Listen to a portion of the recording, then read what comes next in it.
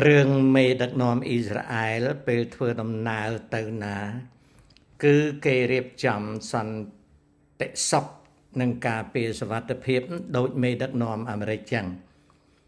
ហើយនៅលើដីអាមេរិកពេលមកដល់មេដឹកនាំបរទេសទាំងអស់ត្រូវទទួលការពារសុវត្ថិភាពដោយ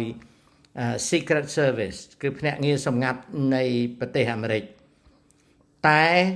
មេដឹកនាំអ៊ីស្រាអែលភ្នាក់ងារសម្ងាត់នៃប្រទេសអាមេរិកការពារនៅស្រទាប់ក្រៅរីឯស្រទាប់ក្នុងគឺ JDL គឺជាកងពិសេសអាមេរិកដែលវឹកហាត់នៅអ៊ីស្រាអែល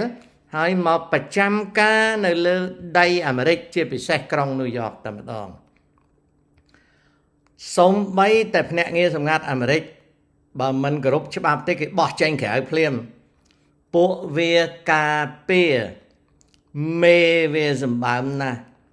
អញ្ចឹងហើយបានជាមេវាធ្វើកិច្ចការបានធំដុំនោះដូច្នេះហើយមុខប្រហែលអាយក្រុងញូវយ៉កអីហ៊ានតែប៉ះវានឹងបានជិះចានរត់ទៅជ្រក់នៅប្រទេសណាក៏ជិះចានដែរវាឲ្យជិះចានវាអត់ខ្លាចទេពីព្រោះវាចិត្តដាច់ណាស់